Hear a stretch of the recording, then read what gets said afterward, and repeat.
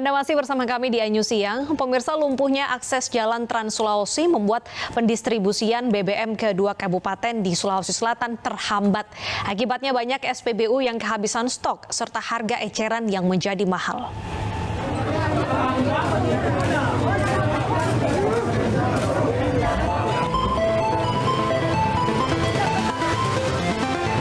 Hampir seluruh SPBU yang ada di Kabupaten Luwu Timur dan Kabupaten Luwu Utara, Sulawesi Selatan kehabisan stok BBM selama 3 hari terakhir. BBM langka dikarenakan akses Trans Sulawesi lumpuh total sehingga menghambat pendistribusian. Akibatnya warga tumpah ruah di SPBU untuk berebut mendapatkan BBM. Tak hanya itu, harga eceran BBM juga melambung hingga Rp25.000 per liter. Ini mungkin saya minta supaya lebih cepat kan biasanya itu deh, ambil kesempatan untuk orang-orang di situ. Biasanya begitu. Saya ingin supaya pemerintah betul-betul memperhatikan itu akses jalan itu supaya lancar. Untuk bisa menuju lokasi, kendaraan pengangkut BBM beserta warga harus mencari jalur tikus. Tak pelak, kemacetan lalu lintas di sejumlah alternatif pun terjadi. Diketahui akses utama Jalan Trans Sulawesi lumpuh total akibat retakan pada jembatan. Warga pun berharap agar proses perbaikan jembatan dilakukan dengan cepat. Dari Luwu, Sulawesi Selatan, Nasruddin, iNews melaporkan. Sementara itu di Banyuasin, Sumatera Selatan, warga juga harus mengantri panjang demi mendapatkan LPG 3 kg.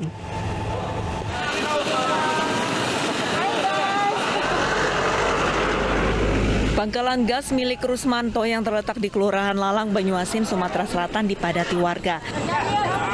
Warga rela mengantri selama beberapa jam untuk mendapatkan LPG 3 kg. Antrean panjang ini juga dipicu diskriminasi pembagian. Pasalnya para agen lebih mementingkan menjual kepada pengecer sebagai pelanggan tetap daripada warga. Namun warga tetap lebih memilih mengantri lama di pangkalan karena harga di pengecer jauh lebih tinggi. Harga standar LPG 3 kg dijual seharga Rp16.500. Jika membeli di pengecer bisa melebihi Rp20.000 per tabungnya. Masyarakat di sini sangat membutuhkan gas yang 3 kilo ini, Pak.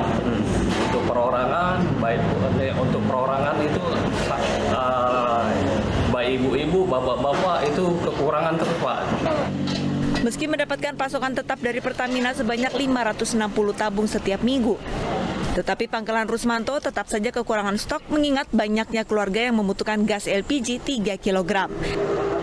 Dari Banyuasin, Sumatera Selatan, Ahmad Syaiful, iNews melaporkan. Kita beralih ke informasi lainnya. Pemirsa, ribuan buruh di Purwakarta, Jawa Barat turun ke jalan dan memblokade jalur arteri Jakarta-Bandung. Mereka menuntut kenaikan upah minimum kabupaten sebesar 10%. Malah kepotong ini nih, malah kepotong yang harus ke rawa nih. Masa dari berbagai serikat buruh di Purwakarta, Jawa Barat berunjuk rasa di jalur arteri Jakarta-Bandung, tepatnya di daerah Cisereh depan kantor Dinas Tenaga Kerja Purwakarta. Sambil berorasi, para buruh membentangkan spanduk yang menuntut kenaikan upah sebesar 10% dari sebelumnya Rp4,1 juta. Mereka juga menuntut pemerintah pusat membatalkan Undang-Undang Cipta Kerja. Aksi ini sempat membuat arus lalu lintas dari arah Jakarta menuju Bandung maupun sebaliknya macet, pemirsa. Petugas gabungan dari Dishub dan Polres Purwakarta mengalihkan arus kendaraan ke jalan alternatif.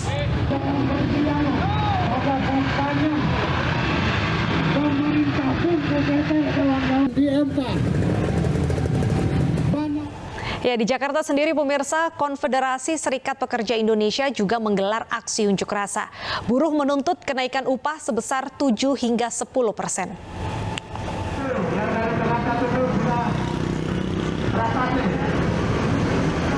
Para buruh berkumpul di Jalan Medan Merdeka Selatan sekitar pukul 10 waktu Indonesia Barat dan melakukan long march menuju Patung Kuda. Ratusan buruh yang turun ke jalan merupakan perwakilan dari Jakarta, Depok, Karawang, dan Bekasi. Massa menuntut kenaikan upah minimum antara 7 hingga 10%. Mereka juga menuntut pembatalan Undang-Undang Cipta Kerja.